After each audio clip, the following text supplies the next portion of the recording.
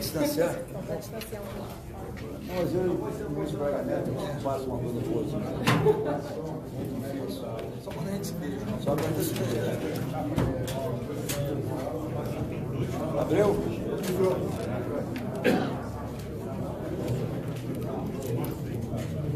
Esse cara aqui, ele é igual o Elton. Lembra do Elton? Trabalhou comigo. Tira foto. Lá no vemos. A gente vê uma foto dele. Vê com ele, sabe? Mas acho que eu tô fora do enquadramento dele. Tô fora, não tô? Tô no enquadramento? Ó, eu vou fazer a abertura aqui, depois eu vou ali pra fora. E aí já pega o início e faz o início.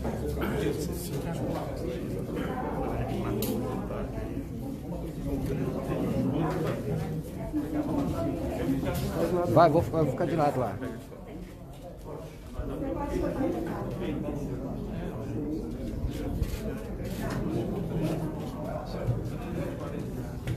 Rápido, só um pouquinho pra lá, pra fazer a live. Só em cima do vídeo aqui. Se não quiser não, tá?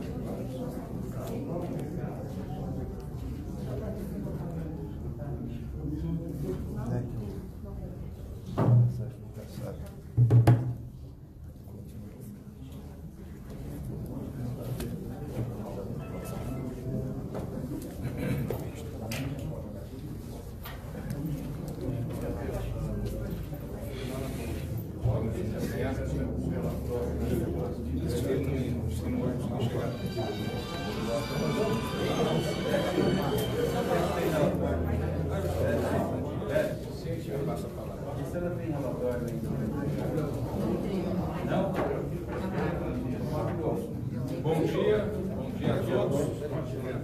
É um prazer receber aqui no Supremo Tribunal Federal, nesse salão, o presidente da República, Jair Messias Bolsonaro, seus ministros que o acompanham, parlamentares e os senhores que representam aí o setor produtivo do Brasil. Então, dando as boas-vindas a todos. Teremos aqui a imprensa também acompanhando a nossa reunião, agradecendo a presença de todos. Então, passo a palavra ao presidente Bolsonaro. Bem, bom dia a todos. Prezado senhor ministro, presidente do Supremo Tribunal Federal, Dias Toffoli, muito obrigado pela acolhida, da forma carinhosa como o senhor nos recebeu aqui. Senhores empresários, que representam, juntamente com os que ficaram na presidência, em videoconferência, mais de 40% do PIB, que representa também mais de 30 milhões de empregos no Brasil. Senhores ministros, parlamentares, o objetivo da nossa vinda aqui. Nós sabemos do problema do vírus, que devemos ter todo o cuidado possível, para que nós não nos infectemos, bem como preservar vidas, em especial daqueles que estão no grupo de risco, os mais idosos, que têm comorbidades. Mas temos um problema que vem cada vez mais nos preocupando. Os empresários trouxeram agora, diretamente e pessoalmente, essas aflições. É a questão do desemprego, é a questão da economia não mais funcionar. E as consequências, o efeito colateral do combate ao vírus não pode ser mais danoso, né, do que a própria doença. Então, esses que estão aqui hoje, e nós nos convidamos, devidamente acertados, o senhor presidente Dias Toffoli, eles querem que o Supremo Tribunal Federal também ouça deles. Temos aqui os representantes do Marco Polo, que representa esse grupo, do que está acontecendo, que nós juntos, que não compete ao Executivo isoladamente, ao Legislativo ou ao Judiciário. Todos nós estamos aqui embarcados, né, buscando o objetivo de resolver esse problema, porque economia também é vida. Não adianta ficarmos em casa e quando saímos de casa não temos que comprar em prateleiras, não ter a roda da economia ter parado. Todos nós seremos esmagados por isso daí. Assim sendo, o objetivo da nossa vida aqui, e o Abra Palavra, eu sou Marco Polo, representando esse grupo de empresários, para expor ao senhor ministro, presidente do Supremo Tribunal Federal, como é que está vivendo a atividade comercial no Brasil, bem como possíveis soluções, buscando sim, cada vez mais, nos unirmos para buscar solução para esse caso do vírus que obviamente atinge a todos nós. Obrigado. Presidente Toffoli, presidente Bolsonaro, ministros Paulo Guedes, Braga Neto, senador Flávio. Nós, presidente Toffoli, estivemos hoje com o presidente para tentar trazer uma fotografia daquilo que está acontecendo aí, naquilo que nós chamamos de mundo real. Primeiro, para lhe dar uma ideia, nós encaminhamos aí documentos, nós representamos aqui a Coalizão Indústria, com 13 setores: aço, automotivo, brinquedos, calçados, cimento, comércio exterior, construção civil, eletroeletrônico, farmacêutico, máquinas e equipamentos, plástico, químico e têxtil. Esses segmentos representam, presidente Toffoli, 45% do PIB da indústria, estamos falando em 546 bilhões de reais, 65% das exportações de manufaturados, 30 milhões de empregos diretos e indiretos e 250 bilhões em pagamento de impostos.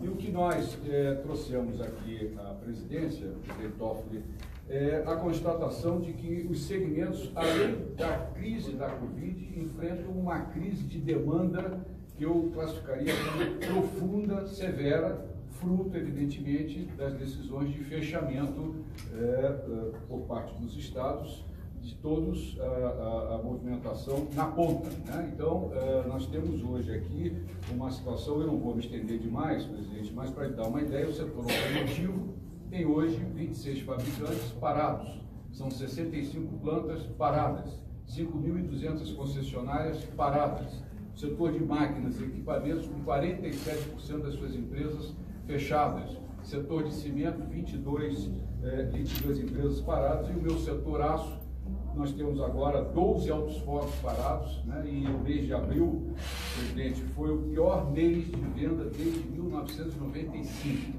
Então, hoje, esses segmentos operam com uma queda de vendas no mês de abril em relação a março de 50%, e estamos trabalhando com uma ociosidade de 60%. Então, essa fotografia, presidente, é uma fotografia que constata que existe aí a necessidade de que a gente comece a colocar roda para rodar, né? Quando normalmente a imprensa nos pergunta se não seria o caso esperarmos um pouco mais, 15, 20 dias, para poder atender às recomendações da Organização Mundial da Saúde, o que a gente procura dizer é que nós não paramos. As atividades essenciais, as atividades prioritárias não pararam.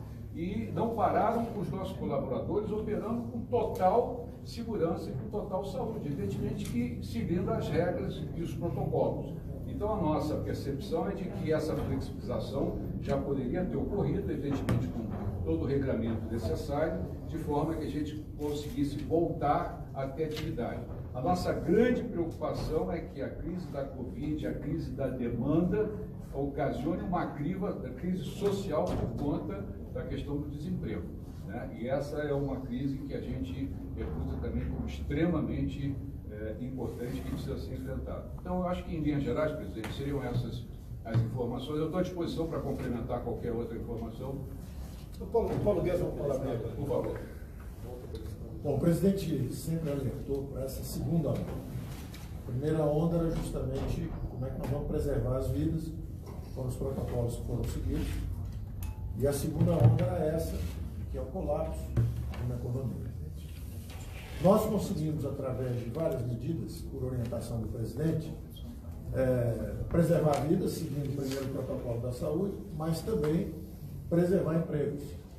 enquanto lá fora nós temos notícias que em 5 semanas os americanos desempregaram 26 milhões de pessoas no mercado formal, nós preservamos 5 milhões e 500 mil empregos através dos vários programas que lançamos. Lançamos também o programa de auxílio emergencial, que já passou de 60 milhões de pessoas atingidas, para justamente preservar os sinais vitais da economia brasileira. Como disse o Marco Polo, a economia ainda está pulsando e os sinais vitais estão preservados por causa dessas camadas de proteção que nós lançamos. Agora, qual é a duração desse efeito? Nós temos aí 2, 3 meses que podíamos estar protegendo a economia, protegendo a renda das pessoas, mas a informação que nós tivemos, e que o presidente pediu então que os empresários viessem compartilhar com o Supremo, é exatamente que, embora nós tenhamos lançado aí 2, 3 meses de camadas de proteção, talvez os sinais vitais não consigam ser preservados tanto tempo. Talvez a indústria entre em colapso antes.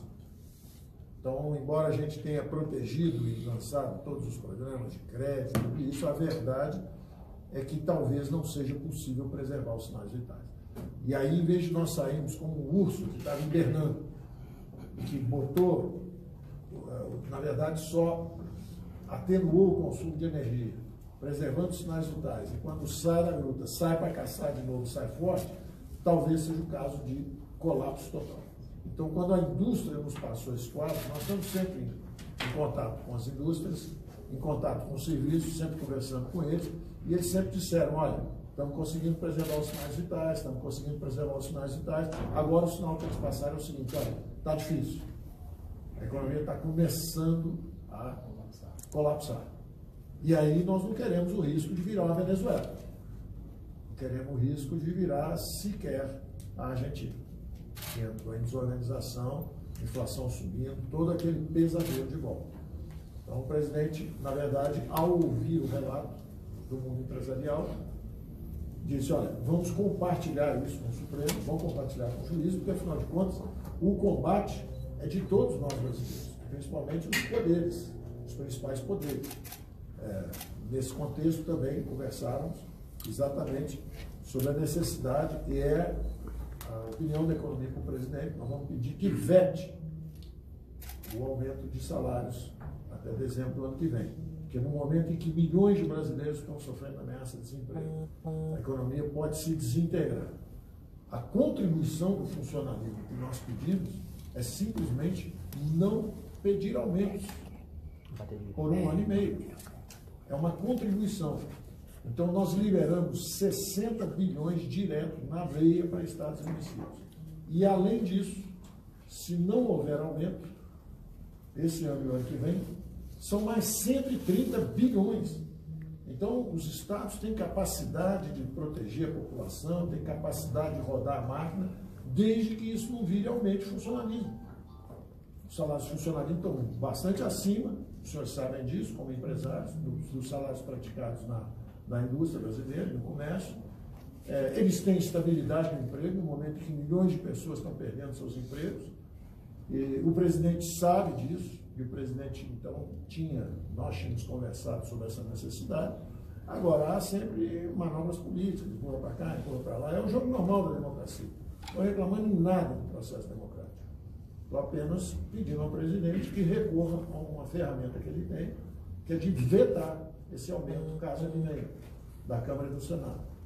E por uma razão muito simples. É a população brasileira, é a opinião pública brasileira que pede essa contribuição. Nós não podemos. Isso é um dinheiro que vai faltar para a saúde mais tarde. Se mais tarde quisermos estender, seja um auxílio emergencial ou qualquer coisa, ou se quisermos salvar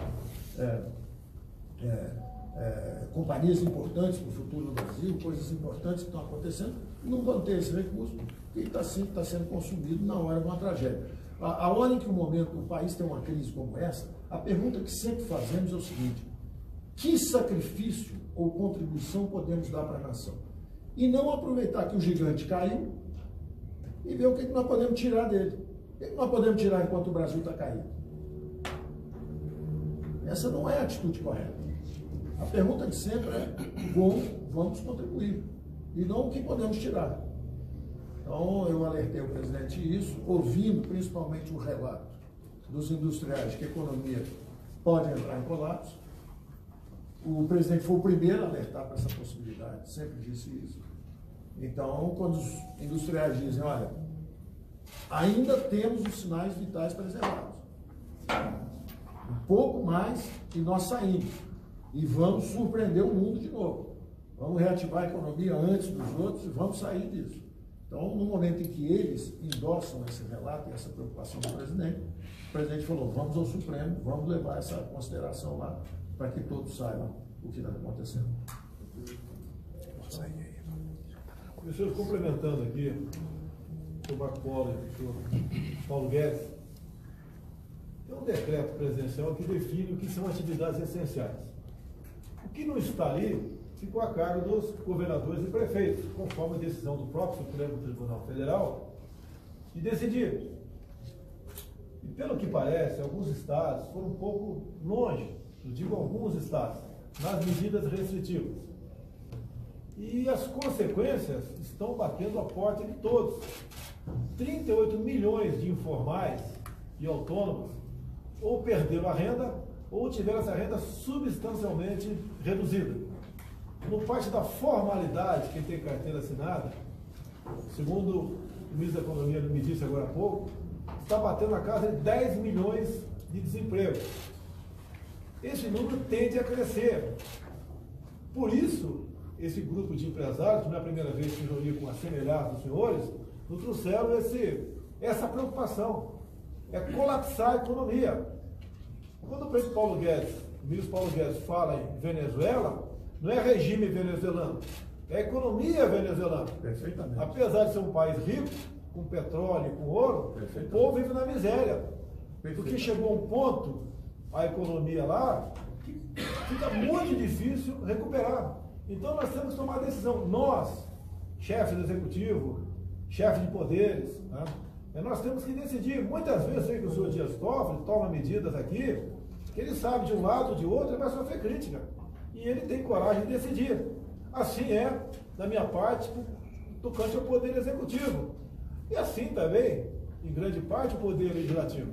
Então a nossa união, a coragem que nós temos para enfrentar esse problema, é que pode evitar que o país mergulhe numa crise econômica que dificilmente poderá sair dela. Até digo, senhor presidente Dias Toffoli, acabei de assinar na presença dos senhores empresários, agora há pouco, lá na presidência, né, um acréscimo no decreto de atividades essenciais, que é o da construção civil. Outros decretos eu assinarei nas próximas horas, com toda a certeza. Então, o clamor que os empresários trazem aqui para a Vossa Excelência, que obviamente tem um valor simbólico também, junto a todos no Brasil, é que nós devemos preocupar com vidas, sim, mas também com empregos, porque economia é vida. Um país onde a economia não anda, a expectativa de vida vai lá para baixo, o IDH também. E nós queremos fazer com que o Brasil ocupe o lugar de estar que ele merece no mundo.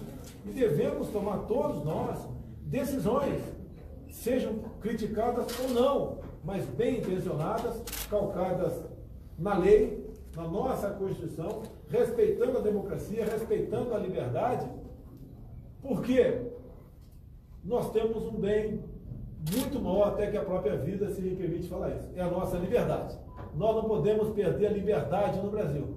Não podemos ver, mais cedo ou mais tarde, a continuar como está caminhando a questão econômica, assistir os saques, assistir manifestações populares, que nós já vimos no passado, em situações que não eram sequer próximas a essa.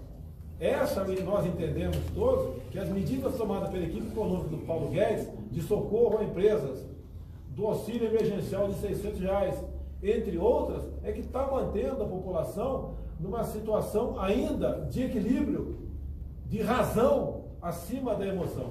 Então, senhor ministro, me permite, senhor presidente Dias Toffoli, a razão da vida dos empresários aqui, que eu sugeri a eles, é exatamente isso.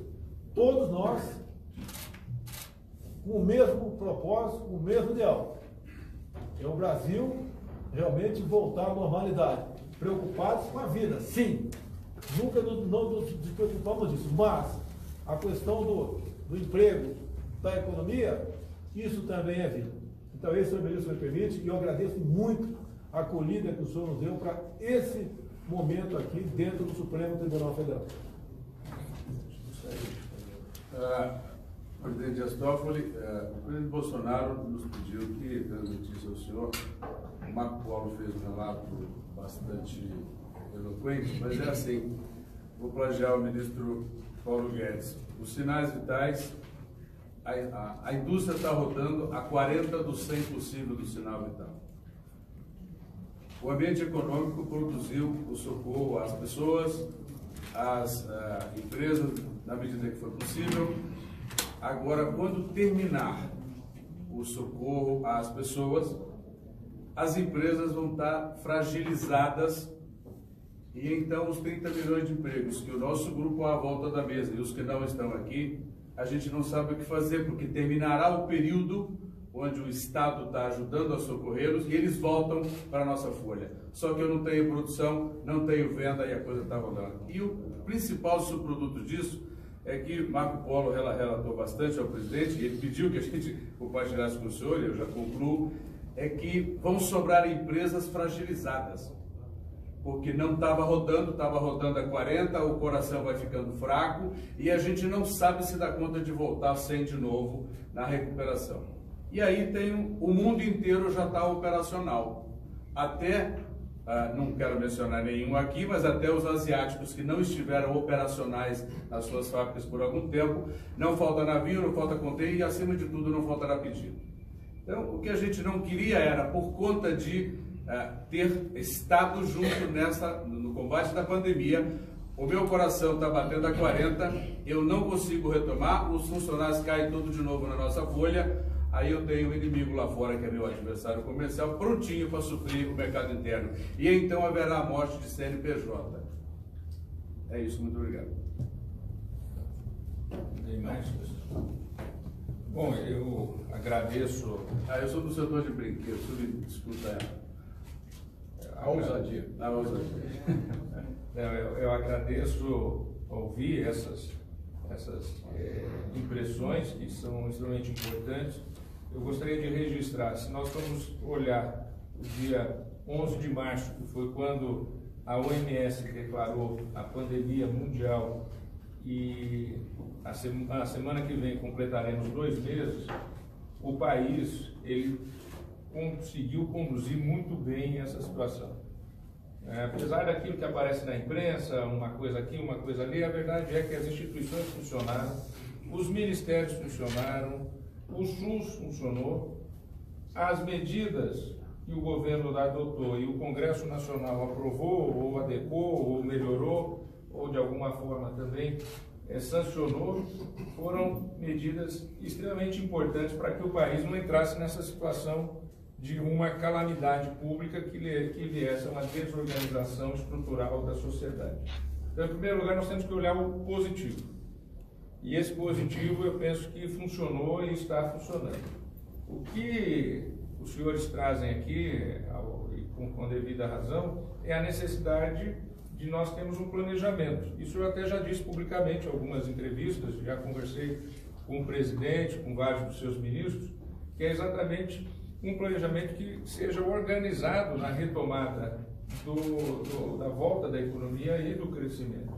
E isso é fundamental. Então, essa coordenação, presidente, que eu penso que o Poder Executivo, o Presidente da República, junto com seus ministros, chamando os outros poderes, chamando os estados também, os representantes dos municípios, eu penso que é fundamental isso, talvez um comitê aí de crise envolvendo a federação, envolvendo os poderes, para exatamente, junto com o empresariado, junto com os trabalhadores, pensar essa necessidade que temos de traduzir em realidade esse anseio, que é o anseio de trabalhar, de produzir, manter empregos, manter uma sociedade estruturada em funcionamento. O Brasil é uma das sociedades mais complexas do mundo. O Brasil, ao longo da sua história, os brasileiros construíram um parque industrial que é raro no mundo. Raríssimo. São poucos, não chegam a 14 países que têm, não é isso, Paulo Guedes, o parque industrial que nós temos. Produzimos do brinquedo ao aço. Nós produzimos do parafuso ao foguete, ao avião. Então, nós temos um parque industrial que é um patrimônio da história da construção da sociedade brasileira. Esse parque industrial da sociedade brasileira, com um sistema financeiro que é sólido, com um sistema de proteção da rede social que é sólido também, com um sistema de saúde que é sólido, é um patrimônio que nós temos que defender, é um patrimônio que nós temos que realmente valorizar e nos orgulharmos desse patrimônio. Então, eu penso que é fundamental esse trabalho de exatamente ter esse diálogo e essa coordenação para que nós possamos pensar exatamente a retomada. Eu também penso que, se nós formos ver as ruas, as pessoas estão saindo das ruas, porque já está chegando uma situação que as pessoas já querem sair. Então, tem que ter essa saída de uma maneira coordenada. Eu penso que é isso. E aí é fundamental uma coordenação com os estados e municípios. Nós temos uma Constituição que garante competências específicas para os entes da federação, né? E foi isso que o Supremo tem decidido, mas sempre respeitando as competências da União, as competências nacionais de orientação quanto às atividades essenciais, quanto às atividades de transporte, quanto às atividades de produção. Então, eu penso que essa coordenação, presidente, é fundamental para esse tipo de planejamento, para esse momento tão difícil que o mundo todo passa, que o Brasil passa, que já passou 2 meses, parece pouco tempo, mas já são 2 meses que nós estamos e realmente temos que pensar esse momento. Presidente, quebrando o protocolo de parlamentação depois da sua fala, eu só acrescentaria um pequeno detalhe, presidente Toffoli, que é o sentido de urgência. Eu diria que a configuração, se a gente puder fazer uma configuração, é que a indústria está na UTI, né? E ela precisa sair da UTI, porque se não sair da UTI, as consequências serão gravíssimas, né? Nós temos protocolos de segurança e de saúde desenvolvido com o Ministério da Economia prontos, né? Os instrumentos todos para que haja flexibilização estão prontos. Então, era só deixar essa colocação final para o senhor, de urgência, da necessidade de sair da UTI, e os instrumentos nós temos. E, de novo, eu reafirmo, todos os segmentos que operaram com segurança. Siderurgia operou, todos os setores. Aqueles que pararam por falta de demanda, em função das determinações regionais que foram tomadas. Espera aí, de comércio. Obrigado, presidente. Obrigado, excelente. Os empresários aqui, nós somos empresários, temos 8 aqui, nós queremos mostrar a economia não pode parar, porque a economia também é vida. Recebi mais uma vez um grupo de empresários aqui na Presidência da República. Esse grupo é responsável por 45% do PIB nacional e responsável por 30 milhões de empregos. A indústria, a atividade comercial está na UTI. Não há mais espaço para postergar. O sentimento deles, ou melhor, o posicionamento deles é que a abertura gradual e responsável tem que começar o mais rápido possível. Caso contrário, podemos atingir situação de países que nós já conhecemos, que fica impossível a gente voltar a ser o que nós éramos em janeiro do corrente ano. Então, com esse objetivo, apelando à sensibilidade de todos, que a responsabilidade é de todos, é do Executivo, Legislativo, Judiciário, governadores, prefeitos, empresários, e buscar a solução para isso. Então, eles vieram aqui mostrar ao senhor presidente Dias Toffoli, presente aqui nesse evento, o que realmente está passando a atividade econômica do Brasil. Aquela história, então, de que a economia deixa para lá, primeiro vida, não é verdade. Sempre disse que as duas atividades tinham que ser tratadas com responsabilidade. Então ninguém melhor do que o senhor Marcos Polo, aqui no momento, representando os empresários, que fale um pouco com vocês, e depois o Paulo Guedes, para que todo o povo brasileiro entenda, né? Se bem que grande parte já está entendendo, o que está acontecendo e para onde nós não queremos ir. O veto, presidente, o senhor vai vetar o reajuste do funcionalismo? Marcos Polo aqui, Marcos Polo com a palavra aqui. Bom, o que nós viemos trazer ao presidente Bolsonaro e depois aqui ao presidente Toffoli é o fato de que nós da indústria, além do enfrentamento da Covid-19, nós estamos enfrentando uma severa, profunda crise de demanda ocasionada pelas decisões que foram tomadas, necessárias, num primeiro momento, importante, de fechamento da ponta, vamos dizer assim, do comércio, enfim, das atividades. Trouxemos uma fotografia que mostra que no mês de abril nós tivemos uma queda de vendas de 50% em relação ao mês de março e a indústria, de uma maneira geral, está operando com 60% de ociosidade. Para não me alongar demais, apenas 3 setores aqui: automotivo, com 26 fábricas paradas, são 65 plantas paradas, 5.200 concessionários distribuídos ao longo do país fechados, setor de máquinas e equipamentos com 47 empresas fechadas, cimento com 22 fábricas, o meu setor especificamente siderurgia, com 12 altos fornos paralisados, aciarias, laminação, e tendo no mês de abril o pior mês de venda desde 1995. Então, se eu pudesse resumir e fazer uma caracterização, a indústria está na UTI. Né? Na UTI precisa sair, e para sair precisa que ocorram as flexibilizações de maneira que a roda volte a rodar. Toda vez que individualmente eu sou perguntado, bom, mas a siderurgia, a indústria não poderia esperar mais 15 dias para atender o que seria o regramento da Organização Mundial da Saúde, eu informo que a siderurgia não parou, como várias outras atividades não pararam no país, atividades prioritárias, essenciais, e não pararam com total segurança dos colaboradores, através de protocolos rígidos de segurança e de saúde. Então, a nossa percepção é que esses protocolos que o Ministério da Economia já tem pronto, porque compilou, consultou todos os segmentos, esses protocolos podem ser utilizados em outras atividades, de maneira que a gente consiga o quanto antes a flexibilização. Eu acho que era isso.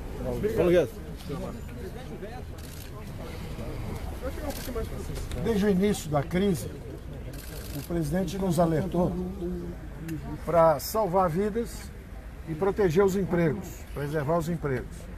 Nós lançamos a camada de proteção para os informais, para os mais frágeis, para os mais idosos. E essa camada de proteção, temos aí 3, 4 meses que a população brasileira tem meios de subsistência. Só que a informação que os empresários nos trazem, e nós mantemos contato com eles regulares, é de que, embora preservados os sinais de vida da indústria brasileira e do comércio brasileiro, estamos indo para a UTI, do ponto de vista de organização e engrenagem produtiva, engrenagem econômica. Então, na hora que eles nos comunicaram isso, o presidente imediatamente disse, olha, esse é um trabalho que nós temos que fazer juntos, vamos compartilhar essa informação com o Supremo, para que todos vejam que, embora nós tenhamos preservado os mais frágeis e os sinais de vida, de funcionamento da economia brasileira, como disse o Marco Polo, as aciarias ainda estão funcionando, está tudo funcionando, a 40% de capacidade. Não faltou comida para os brasileiros, não faltaram os recursos de apoio dos programas que nós lançamos, está tudo ainda organizado. Só que eles estão dizendo o seguinte, há perigo de começar a desorganização. Então, embora nós estejamos protegidos, a população e todos tenham os recursos, o que adianta se daqui a 30 dias apaga a luz, desliga a comida, para a produção nacional? Então, o alerta que eles deram é muito importante, que é o seguinte, olha, embora haja proteção, o povo ainda tenha o dinheiro na mão, daqui a 30 dias pode ser que comecem a faltar nas prateleiras, pode começar a faltar e desorganizar a produção brasileira. E aí você entrar em um sistema de não só de colapso econômico, mas de desorganização social. Então o alerta é muito importante e eu aproveitei justamente para renovar que num momento como esse, em que a população brasileira está correndo risco, perde emprego, alguns inclusive perdendo a vida, eu renovo o meu pedido de contribuição no funcionalismo público. São 2 anos sem aumento, só isso que nós pedimos. Eles têm estabilidade de emprego, eles têm salários acima da iniciativa privada e com 2 anos sem aumento, estamos falando de 130 bilhões de reais que poderiam ser usados justamente em outras atividades. poderiam ser usados para preservar vidas, poderiam ser usados às vezes para estender um programa social qualquer, e não é justo que num momento como esse, dramático da população brasileira, e a opinião pública pede isso, quer isso, eu acho que é uma oportunidade que o Congresso teve, e como o Congresso aprovou algumas coisas que são muito importantes, como a descentralização dos recursos para estados e municípios, mas não fechou essa porta para esses aumentos, eu estou sugerindo ao presidente da República que vete, que permita que essa contribuição do funcionalismo público seja dada para o bem de todos nós e para o bem deles, perante também a opinião pública brasileira. Obrigado. Vai vetar, presidente? Vai vetar, presidente? Vou responder uma pergunta de vocês aqui. Aproximadamente 10 milhões de empregos formais deixaram de existir. Entre os 38 milhões de informais e autônomos, segundo a OIT, esse pessoal perdeu 80% do seu poder aquisitivo. Alguns perderam 50%, obviamente, outros zeraram. E estão sobrevivendo basicamente em cima do auxílio emergencial que acaba daqui a 2 meses. Aí volta para o servidor público, que tem estabilidade e tem um salário. Há pouco, uma proposta do presidente da Câmara era de cortar 25% para todo mundo. Paulo Guedes decidiu que poderia ser menos drástico. Apenas fazer que até dezembro do ano que vem não tivesse no reajuste. E assim foi combinado, assim foi acertado. O parlamento entendeu que certas categorias poderiam ter reajuste. O que nós decidimos? Eu sigo a cartilha de Paulo Guedes na economia. E não é de maneira cega, não, é de maneira consciente e com razão. E se ele acha que deve ser vetado esse dispositivo, assim será feito. Nós devemos salvar a economia, porque a economia é vida. Certas medidas minhas, obviamente, não agradam o setor de sociedade. Mas eu sou chefe do executivo para tomar decisões. E as decisões eu tomo juntamente ouvindo os meus ministros. E nessa área, o Paulo Guedes é o senhor da razão. Nós, se essa for a orientação dele, vetaremos esse dispositivo. Muito obrigado. Olha só, vamos lá. Olha só, tem um decreto presidencial que definiu que são atividades essenciais, aquelas não podem parar. Eu acabei de assinar um decreto assim, colocando nesse rol de atividades essenciais a construção civil. Outras virão nas próximas horas, nos próximos dias. Porque o que não está no decreto, ficou decidido que, segundo o Supremo Tribunal Federal, que os estados e municípios diriam se poderiam ou não funcionar essas categorias. Então, alguns estados, alguns, não estou brigando com ninguém, pelo amor de Deus, tá? No entendimento de muita gente, dos empresários, o Marco Paulo que está aqui, exageraram. É comum acontecer, faz parte da razão do ser humano.